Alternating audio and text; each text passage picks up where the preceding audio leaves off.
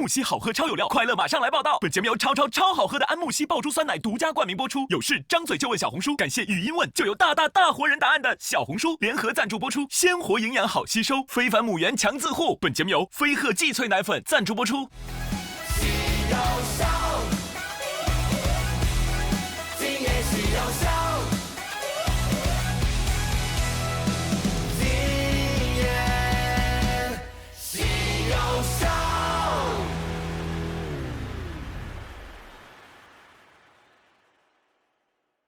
安慕希好喝超有料，快乐马上来报道。本节目由超好喝的安慕希爆珠酸奶独家冠名播出。有事张嘴就问小红书，感谢语音问就有大活人答案的小红书联合赞助播出。鲜活营养好吸收，非凡母源强自护。本节目由飞鹤荠萃奶粉赞助播出。有颜有实力，自带回头率。本节目由极狐全新阿尔法 S5赞助播出。加入爱奇艺 VIP 会员，每周5 12点抢先与喜剧好友一起解锁年轻人超爱看的欢乐秀。欢迎来到安慕希今夜喜有笑。 祝各位天下的女性朋友们节日快乐啦！给大家打个招呼。我也需要介绍吗？不生气，生出病来没人替。李嘻哈，我啦啦啦啦啦啦啦啦啦啦。有一个男人，他从天而降，像一个盖世英雄一样，为我挡住了流量和骂声。我要对他说一声谢谢，谢谢你，张唯一。毕竟第一次结婚嘛，头婚确实容易头婚。谈恋爱怎么了？又不是同时谈的。你们这一点新意都没有，这不就是明显的抄袭那个绝剪访谈吗？当然不是了，我们这个是绝后访谈。有一个特别大的事要宣布，我要说一说关于我的这个爱情的生活了。5、4、3、2、1，有请大张伟、付航。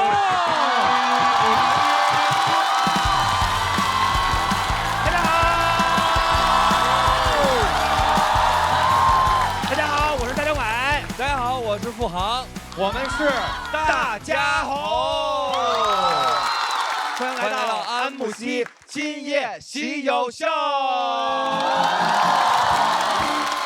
是的咱们这一期啊特别的棒，因为播出的时候正赶上妇女节，祝各位天下的女性朋友们节日快乐啦！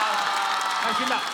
那么问题来了，怎么才能够快乐呢？ 那我推荐您去看大张伟的演唱会呀。那我就更要推荐去看付航的专场，对不对？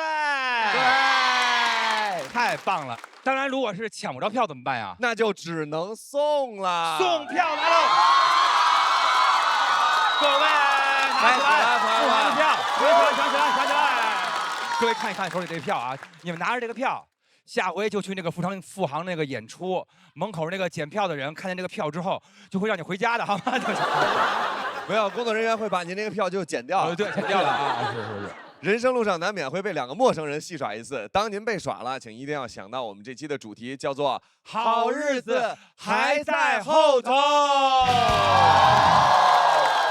各位啊，大家都有这个不顺的时候哈，难免会有。但是呢，请各位要相信，好日子一定会在后头。不信你们看。对，大家不仅要看这个后头，还要看这个猴头啊。我们今天的喜友呢，也很符合我们的这个主题，他们都曾在不顺的日子里努力坚持，终于熬出来了。他们都是谁呢？有请吧，有请。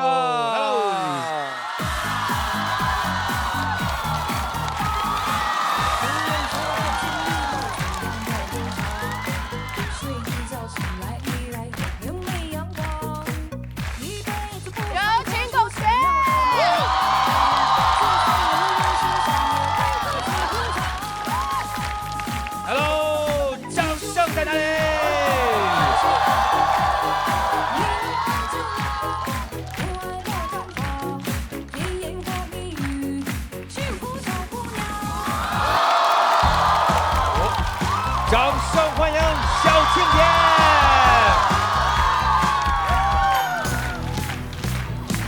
来了。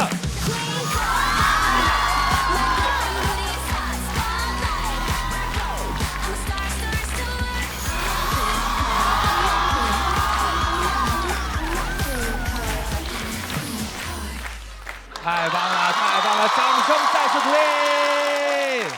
大家再次欢迎我们的小庆姐、董璇姐，来跟大家打个招呼。哎，二位来。大家好，我是董璇。谢谢谢谢。您，我也需要介绍吗？哦，女王来了，好了，太开心了！今天两位来到现场，有什么要跟大家聊的吗？其实我现在非常紧张。为什么呀？待会儿有脱口秀。对。哦。压力好大呀，从来没说过。可是您不是跟喜剧演员那个在？这耳濡目染应该也还行啊。哎，来，小青姐呢？您这是第一次来到脱口秀的舞台吗？算是。来过一次，就那个铩羽而归，成绩是。所以现在来报仇来了。您看看，希望你们待会儿有特别棒的表演，好不好？谢谢您，请上座。那么接下来的环节是什么呢？啊，接下来环节开始之前呢，我们还有几个很重要的事儿要跟大家说一下。是，安慕希，好喝超有料，快乐马上来报道！感谢超好喝的安慕希爆珠酸奶独家冠名播出。是的，有事就问小红书，活人答案靠得住。感谢答案都是大活人的小红书联合赞助播出。鲜活营养好吸收，非凡母园强自护。感谢添加中国专利母园自护营养群的飞鹤季萃奶粉赞助。好嘞，那么接下来这个环节叫做非要播报。我们第一期的播报员呢是新仔，但是今天呢新仔没有来，新仔的大伯来了啊！新仔的大伯是谁呢？就是辛博，对吧？辛博维拉就是他了啊！就是第二位播报员，虽然是第一次播报，但拥有丰富的飞机广播经验，因为他是一个空姐，他是嘻哈。掌声有请辛博嘻哈。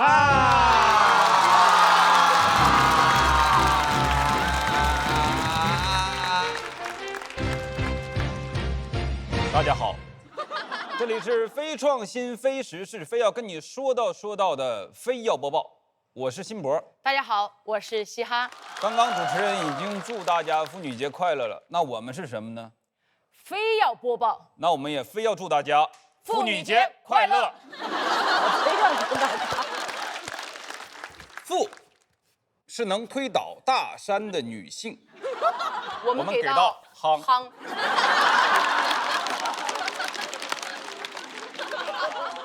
思想的进步也体现在方方面面。近年来，影视行业三花烂漫，很多文艺工作者的声音也得到了更多的重视。我觉得任何女性还是少听建议吧。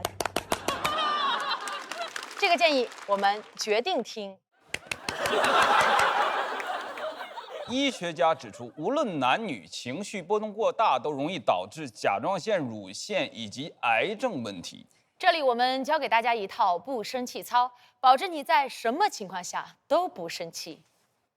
不生气，不生气，生出病来没人替，乘客刁难我不理，礼貌服务笑嘻嘻。哎，空姐，加个微信啊。不加我投诉你。不生气，不生气，生出病来没人替。骑到臭车我不气，马上就到目的地。目的地还没有还车点，而且你头胖臭。不生气，不生气，生出病来没人替。跳完确实心情舒畅。我们看下一条吧。很多人视更年期为疾病，但其实这是由于激素的变化导致的情绪波动大、易怒、暴躁，包括男性也有更年期。哦，原来翟佳宁是更年期到了。请不要污名化更年期。研究表明，以上状况只要通过运动以及健康的生活习惯，就能有极大的改善。我们要相信好日子在后头，因为熬过这段时间，你就退休啦。率先盼来好日子的是小学生。教育部规定，为减轻学生学业负担，日常考试不公布成绩、不排名。这个挺好的，我觉得这个做法其实也可以用在咱们的比赛上。大家也看到，比赛压力也挺大。你看我们的节目名字《喜剧之王》，有王难免不排名。脱口秀想要没压力，做脱口秀就应该像朋友之间那样，我们就应该叫脱。行了，别说了。咱名字还行。节目播到第3期，受到国内外网友的几条好评，为此我们非要开通网友互动环节。下面是我们收集到的网友留言。OK。来看第1条留言，我公司有个特别讨厌的同事，既不是我领导，但天天使唤我，但跟他说也不改。嘻哈老师，换成你会怎么办？你换个角度来想一想，这是在帮助你成长。要是我会请他吃火锅，涮毛肚，涮肥牛，再问他你涮什么东西？下一条，2位播报员你们好，我有一个朋友人挺好的。就是有时候戴个耳机，不爱听人说话，说话也不好好说，张嘴就是气泡音。请问我还有必要跟他生2胎吗？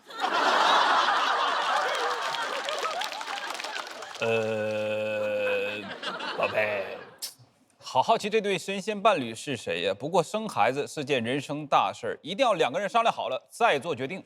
毕竟无论结果如何，都得你俩买单，除非有人呐。不爱买单。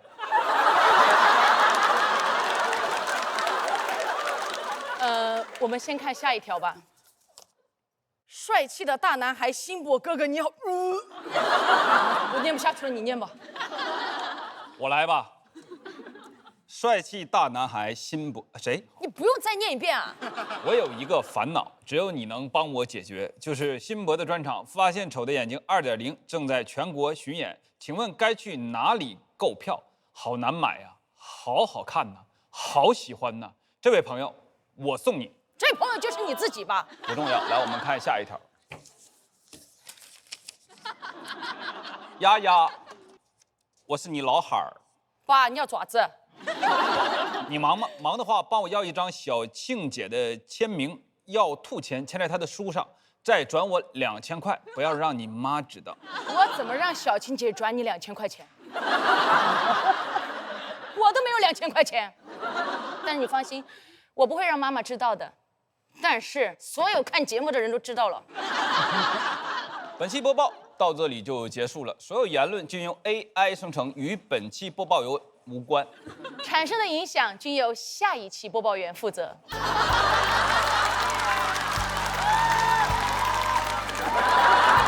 谢谢辛博，嘻哈。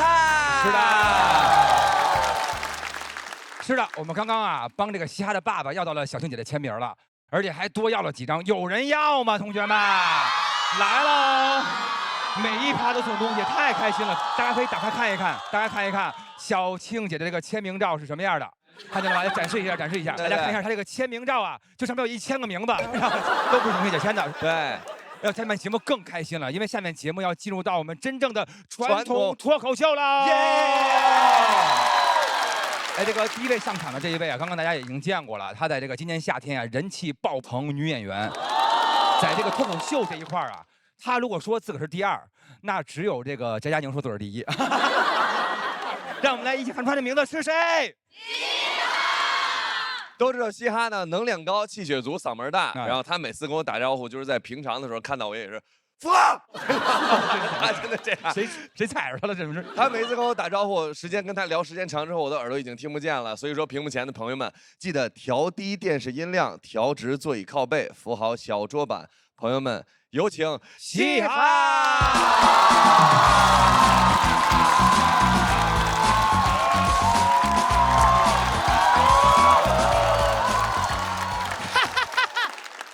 谢谢大家，太开心了！哎呀，不比赛的时候讲脱口秀就是轻松啊，就跟大家聊聊天吧，好不好？聊一聊过去这1年的一些变化什么的，经历一些事情。跟大家说一个秘密吧，就是我是去年辞掉了自己干了13年的工作，然后把房子卖了来参加的节目。因为我真的相信好日子在后头，但其实果然真的很值得，真的很值得。节目播出之后收到了非常多的辱骂。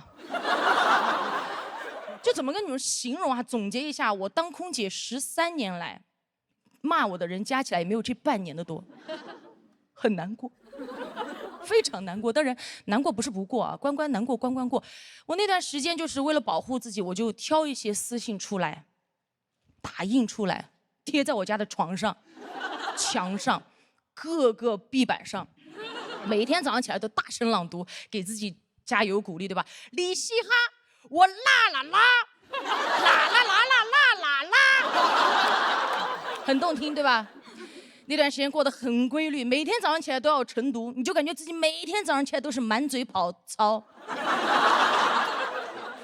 但那段时间，我的朋友们都很担心我的精神状态，怕我心理出现问题，都陪我。我就跟他们说，真的不需要，因为我说，真的不要小看任何一个当过空姐的人。我印象最深的是，我13年来让我反反复复回味的一次投诉，是在飞机上有一次有一个旅客找我借指甲刀，我没有，他跟公司投诉我格局小，不应该浪费公司的大格局，要求公司开除我，或者将我乱棍打死。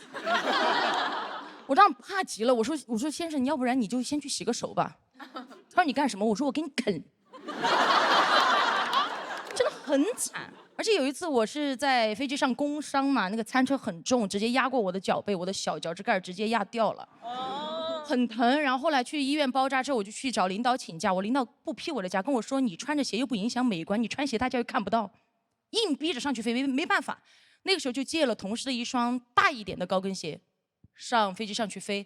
怎么说？那天走在那个飞机的通道上面，就感觉在打快本，你知道吧？走在客舱里面的时候，旅客都在睡觉，突然有个旅客起来怒吼：“把转向灯关了！”我就为了安抚他，立马拿出一瓶安慕希爆珠酸奶。他说干什么？我说你没料到吧？我也没料到我会掏出一瓶好喝超有料的安慕希黄桃燕麦爆珠酸奶。对，当时客舱里的旅客的反应跟大家一模一样。我说没什么事情，我就先走了。他叫住我，他说喂，你叫什么名字？我说安慕希哈。然后开始打转向灯，我就走了。后来直接真名投诉。这现在很多朋友都觉得我承受痛苦的能力很强，其实告诉大家一件事情，其实是因为我从小就经历过一件常人不能忍受之痛。我跟你们分享一下，你们听一下，真的是小时候大家都看过牙医吧？然后我小时候有坏牙，有一次我去拔牙，躺在那个牙医床上，一个医生走过来，用针头给我刺了一下牙龈那个位置，说一会儿我就在这个地方给你打麻药，你等一下。然后他就去配麻药了。过了一会儿来了另外一个医生，可能他们交接了工作，那个医生问我痛不痛，我说痛。他过一会儿就不通了，然后就给我按在床上，直接开始拔，就像很多喜剧作品突然开始上价值一样，干拔，给我疼到一身冷汗，全身发抖，我耳鸣什么都听不见了，我感觉戴上了张唯一的降噪耳机。当时我疼得全身发抖的时候，医生觉得不对劲了，赶紧问上一个医生说：“你给这个小孩打了多少麻药？”上一个医生说：“没打。”我马上就昏过去了。醒来的时候，小小的脸上2个大大的冰袋，妈妈关切地看着我，嘴巴里面说着什么，但是我一个字都听不见，因为我还戴着耳机。不是，其实就是因为太疼了，而且我看着远方的爸爸，感觉那个医院里面鸟语花香。虽然我听不到，但我看到我爸爸在那里，医生，我啦啦啦啦啦啦啦啦啦。后来医生也挺不好意思的，就说确实我们工作上的失误，钱就少收一点吧。我爸说你当然要少收一点钱了，麻药你都没有打。医生说收点力气钱吧，你家孩子劲儿贼大。因为小时候真的确实身体挺好，胃口也挺好，不知道怎么跟大家形容我小时候啊，就是我的小时候，就现在的刘晓庆老师。身体特别好，状态也特别好。高中的时候，我有一次去参加运动会，那一次是一个很重要的运动会，我们要提前去适应场地。我去的地方是四川自贡，可能大家不太知道，那个地方特产的是辣椒美食，非常好。我当时就是自负啊，觉得自己身体没有任何问题，年轻啊，我就去吃东西，就背着我的教练去吃了泡椒美蛙，吃完就感觉不对了，但是又不敢跟教练说，因为马上要比赛了，说了会被打死。也不敢乱吃药，因为我们比赛前会进行检查，就硬撑到第2天比赛。我站在跑道头，检录完了之后，站在跑道头那一刻，肚子里面翻江倒海。随着那个裁判 Go to go 预备，砰，是发令枪啊，不是我哈。撞线那一刻，我第1名，但是我并没有停下来庆祝。我们那天比的是女子100米。但我知道我那天要跑的是120米，我径直跑向了对面的更衣室，你们以为是厕所吗？完了，真的。所以朋友们，别管遇到什么问题，没问题的就坚持一下，向前跑，撑下去，好日子一定会在后头，是不是？你们现在是不是觉得我在干拔上价值了？不是，是我要跟你们说一件事情啊，是因为我上台到现在，在场所有人没有任何一个人看出来我骨折了。啊！此时此刻的我正在硬撑，是真的，我撑不住了，再见。走了。太让人感动了，那就走了吗？别呀！让我们说出来这10个字：真情遍天下，中国有嘻哈。太难了，太难了！你太坚强了，是个铁娘子啊！是的，铁娘子拍一拍自己，这叫做趁热打铁。哇，真的太难了。哎，还好还好，真的是说句老实话，您这是怎么造成的呀？是这样啊，我那一天是着急去上厕所，忘了看清眼前的路，就踩到一个陷阱里面。所以朋友们，真的，你的目标太明确了，有时候会忘掉眼前的路。以后大家呀，少上厕所，多看路。祝您那个早日康复，早日康复了。没事没事没事。是的，然后呢，但是咱们嘻哈这个骨头啊，跟他本人一样，特别的坚毅。当然了，医生说了，你这个骨折了不要乱走，但是嘻哈的骨头表示 OK 啊，我可以走。不信来看一看他的片子，来，我片子还有片子，你看 OK 了，上面写着他的解说 OK 了，可以走啊！医生看完片子大为震惊，拉着嘻哈做了全身的体检，检查报告我拿到了啊！我的妈呀！真的，观众怎么感觉就我是傻子一样？就是真的吗？虽然大家都知道这不是他的检查报告，但是你们能不能有一点那种就是哦哇的这个？我们再来一次啊！这是我的，来我的，再来一次，再来一次。为什么不是他呀？开玩笑，来啊！什么？你竟然有嘻哈的检查报告？哇，好配合呀！说根哇！嘻哈的检查报告显示，嘻哈果然是个硬骨头，浑身上下并没有找到软组织。行嘞，感谢嘻哈，感谢嘻哈啊！可以不用硬撑了，先回去休息吧。太感人了，你看他的背影，你看看嘻是哈多么的坚强。他不，可以了，谢谢嘻哈。接下来上场这一位啊，厉害了，他离过婚，他上了综艺啊，备受关注。他的女儿很可爱，对不对？而且他还老跟喜剧演员待在一起。他就是房主任，有请房主任，有请房主任大家好，我是房主任。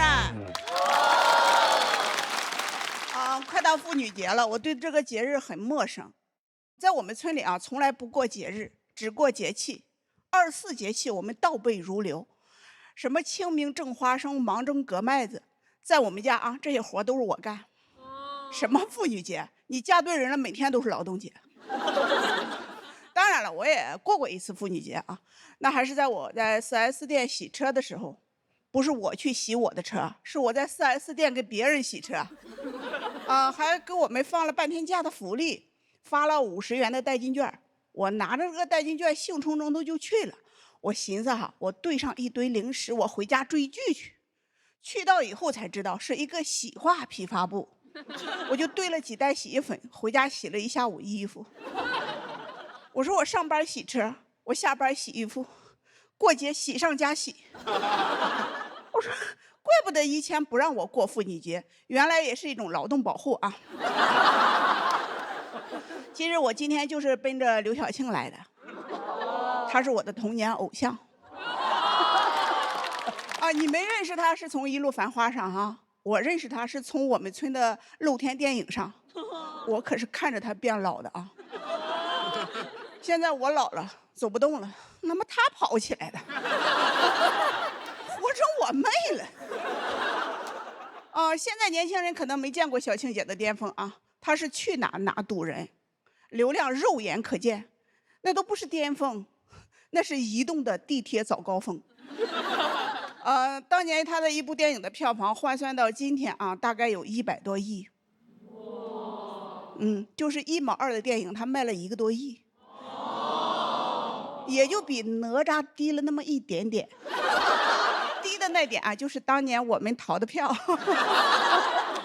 我最喜欢她的演的一部电影叫《春桃》，就是一个女人在乱世里和2个男人的故事。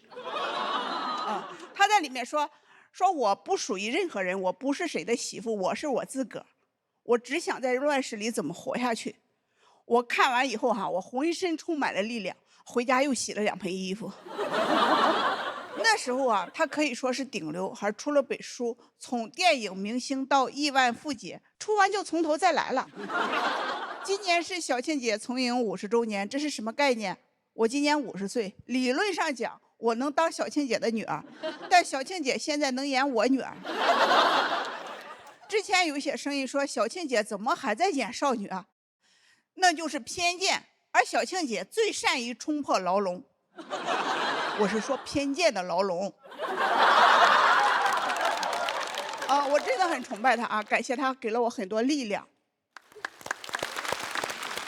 今天还有一个人我要感谢啊，就是去年节目刚播出的时候嘛，网上有好多人一开始说好喜欢房主任，没过几天就开始有人骂我。我说这晚了好几天的人，他是没充爱奇艺的会员吗？就在我被骂懵了快要崩溃的时候有一个男人他从天而降，像一个盖世英雄一样，为我挡住了流量和骂声。在这里我要对他说一声谢谢，谢谢你张唯一。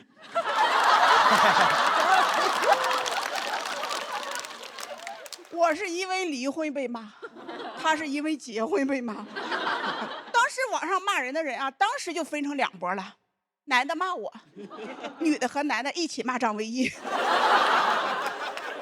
我为了感谢他嘛，就把这个段子拍成了视频发到了网上。当天晚上我的发小就给我打电话，上来就问你什么时候跟张唯一结婚被骂了呀？你改嫁也不说一声。我说不是我拿什么跟人家董璇比呢？我离婚带2娃。他说那张唯一不就是想要2娃的吗？其实我的生活还是变好了收入也变高了。我有一个千元机，它一直特别卡，挣了钱以后我就一直想换它，但是也一直没舍得换。每次路过卖手机店的时候我都会进去看一眼。正常你们进手机店，那个店员会过来问说你好，你需要什么样的手机？但是我进手机店转了一圈，没一个人搭理我，我就上劲儿了，我就跑到他收银台去问，我说有17吗？那个店员看了我一眼，翻了个白眼说只有17 Pro 的。我说我就要17 Pro。他又翻了个白眼说只有1T 的了。我说我就要1T 的。这时候他哪怕他说只有18了，我说我就要18。然后他就从柜台里拿出手机放在柜台上跟我说14000，你拆吗？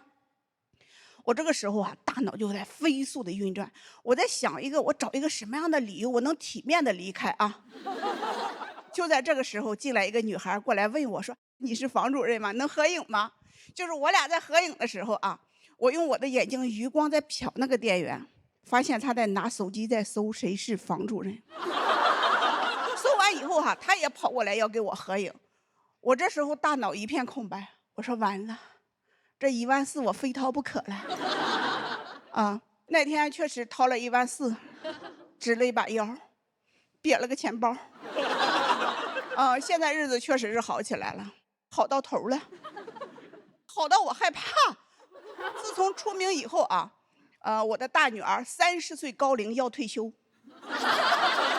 她跟我说妈，说你50岁正是闯的年纪，只要我不创业，你挣的钱咱们省着点花就够了。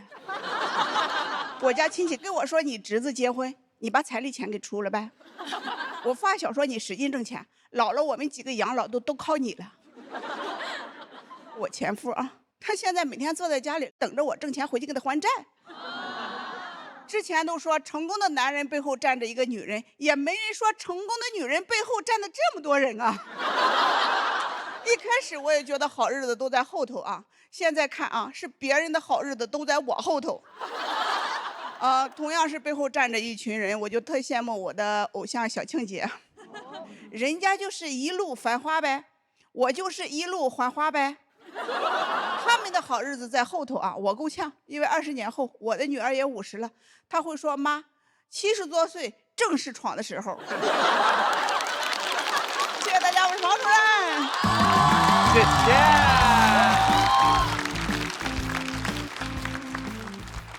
房主任，听说您从来没有过过这个妇女节？过过一次。过过一次啊。那今年这打算怎么过呀？一笑而过，一笑而过，太好了，一笑而过。但是不希望有人伤害您，好吧？太好了，哎，因为这个我们呀，今天您看这个礼物就是送给您的，这是一个靠枕，而且上边还是您自己，说明不管靠什么都要靠自己。来，送给您。哎，谢谢。您自己用就行。但是呢，如果别人要想靠您，您也有应对办法，您就把它翻过来，你就让它靠一边去。哎，行了，您看看，对己对人都特别棒，希望您永远快乐年轻。谢谢房主任，感谢您。接下来呢，这位厉害啦！哎呦喂，他上了综艺，他备受关注。哎，他的女儿很可爱，而且呢，他还跟喜剧演员在一起。哎，他是谁呀？哎呦，是不是说过一遍呀？啊！再次有请房主任队长。他就是我们的璇儿姐也很厉害，演戏有代表作，女儿也特别乖，她非常的完美，唯一的问题就是唯一。那我们就有请唯一的董璇，掌声欢迎！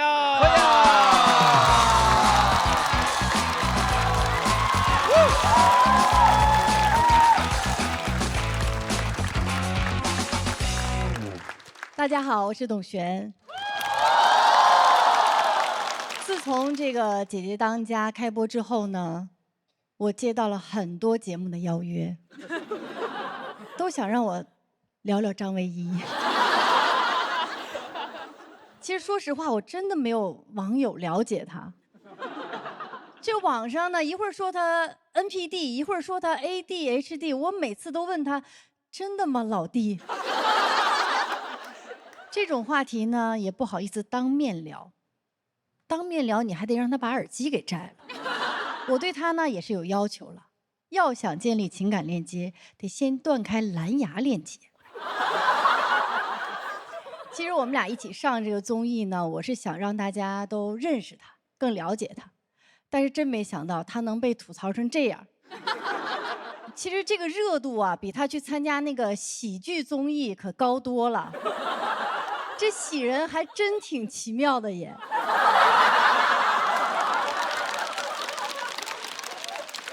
当时呢是每周6更新，我们都特别的担心，就一直盯着那个弹幕。然后呢，我一边看一边劝唯一，我说你别总是盯着那些骂你的，你也看看那些网友夸我的呀。你看这条，董璇可真是个大好人，既不贪财也不好色。其实唯一并不像大家说的那样一无是处，他很细心的，就是每次我坐飞机的时候，他都会一直关注我的航班信息，给我发消息说还有多长时间马上落地啦，还有目的地的天气如何呀，等会儿滑行多久啊，真好。他要是能注意到飞机上没有信号，那就更好了。我一落地，北京旅游局的信息还没到，山西张唯一的消息就全到了。刚开始我觉得，哎呀，真的太温暖了。但是朋友跟我说，他这不就是把那个落地前空姐广播给敲出来了吗？原来温暖的不是我，是空姐，对吧，嘻哈？哎，你们是不是降落的时候都让这个乘客把耳机给摘了呀？难怪张唯一能听到这一段。当时我跟唯一签了一个婚前协议，协议里呢有很多条款，比如说双方的财产啊、各自分配，还有一些对他的要求，他看都没看，直接就签了。他才是恋爱脑呢，但也能理解，毕竟第一次结婚嘛，头婚确实容易头婚。好在呢，我也不图他什么，他那个婚前财产呢，像什么大金表啊、耳机呀、发型啊、气泡音，我也不想要，他自己最好也别要。那这个婚前协议呢，确实启发了很多人，好多人来找我要模板，就是想看看，到底是什么样的协议，能在张唯一面前保护好自己。这个话题呢，以前很多人不敢聊，怕谈钱伤感情。我就想给大家打个样，大大方方的聊嘛。现在很多律所拿着我们这个模板去推广。女生想的是，董璇都签了，我要种草同款；男生想的是，张唯一都签了，谁还敢不签？那伴侣之间其实很多事情是要好好的商量的，像是婚礼，就是不能因为我有过一次这个经验呢，就让他什么都听我的。他也会主动问我说：“你有认识的婚礼策划吗？”我说有，倒是有，上次合作过的。唯一还很幽默地问说：“那第二单有没有半价呀？这次我必须买单。”我也没想到他有这么疯狂的想法。我说：“要不咱们婚礼星期四办呢？”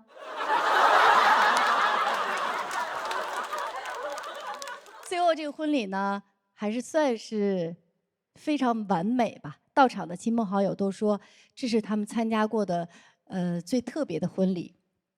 可以说这几年过去了，我成长了，婚礼策划也成长了。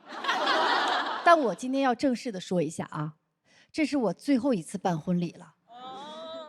应该是的，因为这家婚礼策划已经倒闭了。像我这个年龄的女演员，很多都是既要事业又要照顾家庭。那个尖叫之夜，休息的间隙呢，丫丫一脱掉高跟鞋就开始视频的辅导孩子作业。看孩子写作业确实容易尖叫，前一秒是乘风破浪的姐，后一秒就要求鸡兔同笼的姐。那好在现在大家关注到了努力的中年女性，还喊我们大女主。你看房主任，她就是勇敢跳出原本生活的大女主。黄姐刚刚说，唯一像一个盖世英雄一样，驾着七彩祥云来救你。那原来紫霞不是我呀，是房主任。但是房姐你放心，要是还有网友敢骂你，我就敢让张唯一再出来替你挡。我也很希望在我被骂的时候，能有一个男人替我挡着点儿。只是让我挨骂的就是这个男人。努力这件事呢，不分年龄的。你看我们小庆姐一直这么努力，多少次呢？从头再来也不放弃。现在还在拍戏，而且进军了短剧。谈恋爱也得跟弟弟谈。跟弟弟谈这事儿呢，我是做到了，但是其他我还得努力跟上，好日子还在后头呢，将来我也要一路繁华。谢谢大家，谢谢，再次感谢董璇姐姐，谢谢。璇儿姐第一次讲脱口秀，感觉就是怎么样呢？对，不尤怎么样。其张唯一说那耳机那一段是他写的吗？就是他确实这里面有几个梗是包袱是他加的。他这蓝牙耳机是因为什么？我一直想问，就是说他在家里也戴，还是说本身是什么意思？那个耳机其实他买了，就是我们俩是情侣的啊，是一对儿的。哦，一对儿的，你听听，有真相啊！对，然后那个他那个耳机盒上是刻着我的名字的，我是刻着他的名字的。我就说嘛，那个耳机每回托起来都思念太太，是不是？托尔斯泰。然后呢？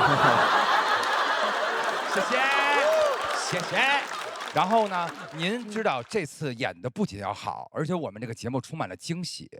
您刚才提到这个婚前协议啊，你把模板拿来了是吗？您猜怎么着？真的假的？准备了婚前协议，对。但是呢，因为我们这个就是特别这个冒昧啊，然后我们读了您这个婚前协议。是的。你们知道他们双方协定啊，如果要是呸啊离婚了之后，那个耳机啊一人一只。